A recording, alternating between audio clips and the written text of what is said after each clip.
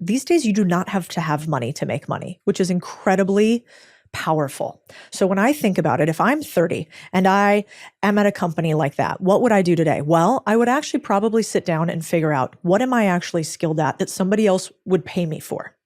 Once you know what somebody else would pay you for, which is really just like, do people ask for your opinion on this? Could you actually get jobs in this space? If it was me, because I'm kind of unemployable, like, you don't want me to work for you. I got my own ideas. I want to do things this way. If she's like that, then what you want to do is you want to try to partner with somebody where you can be the solution to their problem. And because you understand what I call deal making, which is really the language of money, you can negotiate an ability for you to own part of a thing in order for you to have one of three outcomes. If she can figure out if she can help a business grow its revenue, make more money, if she can help a business cut its costs, or if she can help decrease the pain of a business owner, you can negotiate your way into a business and have equity in it and upside.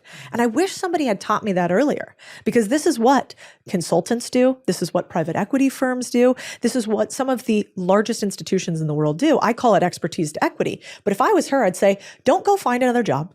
And if you don't have a brilliant idea that you're like, I would die for the want of creating this thing in the world, if you have that, please go do it. But if you're like, I don't have that, I just want to make money and I want to feel respected and I want to feel like my skills fit somewhere and I'm able to have an outsized income. If that's you, then I think you should try to value your skill set. Then you should try to negotiate for an upside deal with somebody. And you should try your hand at this game called ownership, which is where you say, hey, small business, I know how to market. Can I help you market at the side while I'm working on this company?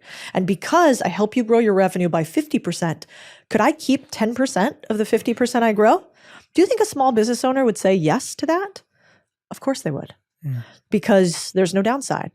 And I think more often than not, we think that the only risk you can take in making money in business is putting your own cash down. That's a risk. Or starting a business, aka dedicating your life to something. And the last part I'll get a little statistic on us is 90% of startups fail inside any rolling 10-year period. We know that statistic. Most startups make $0 for the first 3 years. After that, the average entrepreneur makes about $46,000 a year, which is great, but not when you've been making zero for 3 years.